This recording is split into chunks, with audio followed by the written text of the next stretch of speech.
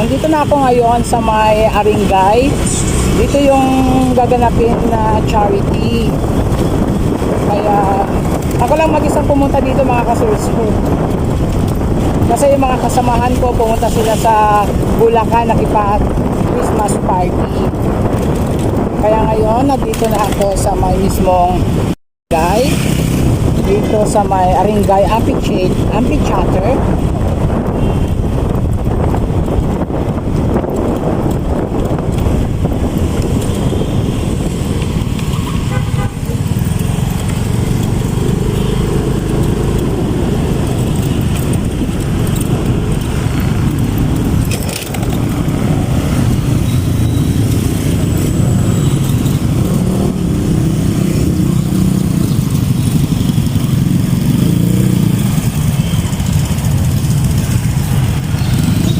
Yan, nandito yung mga ibang grupo.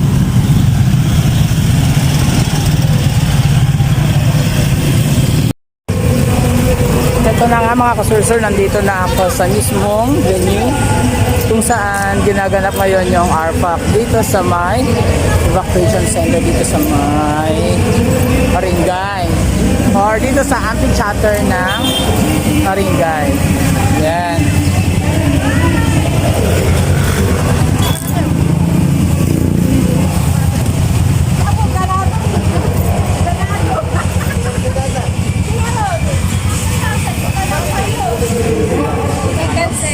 Hello, madam.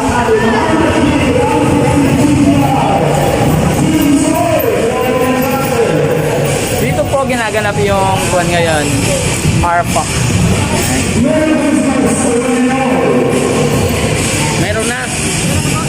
Okay. 1, 2, 3, 4, 5, 6,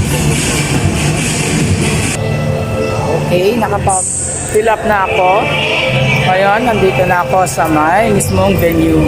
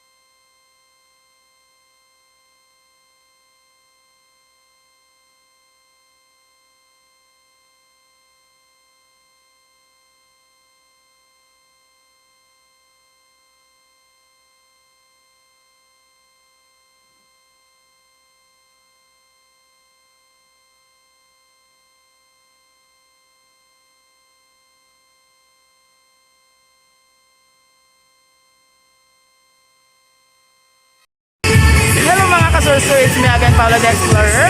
Nandito na ako ngayon sa tabi ng ating mga beneficiary.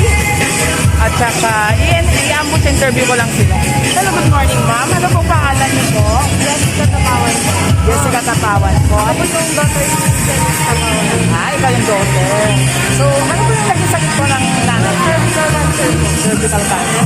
So ngayon, asan po sa buhay pa po? Sila po. Ay, condolence po. Yan, na-interview ko na po yung anak ng isa sa beneficiary. Thank you, madam. Hello, madam. Good morning. Ito naman po yung isang beneficiary. Ano po yung isang beneficiary? Yung papa naman niya po yung beneficiary. So, ano po yung nagsasagot po ng tatay niyo, madam? So, asan siya ngayon? Ay, buhay pa po. Okay. So, mag-pray lang po tayo. Yun lang po ang advice ko kasi alam naman natin na si God lang yung nakakapagpagaling sa atin. Kaya, thank you very much po sa pagpapaunlak ng ating interview. Thank you. Bye-bye. Yan, tapos ko ng interview yung mga beneficiary, mga kasasar. Kaya, gora-gora na.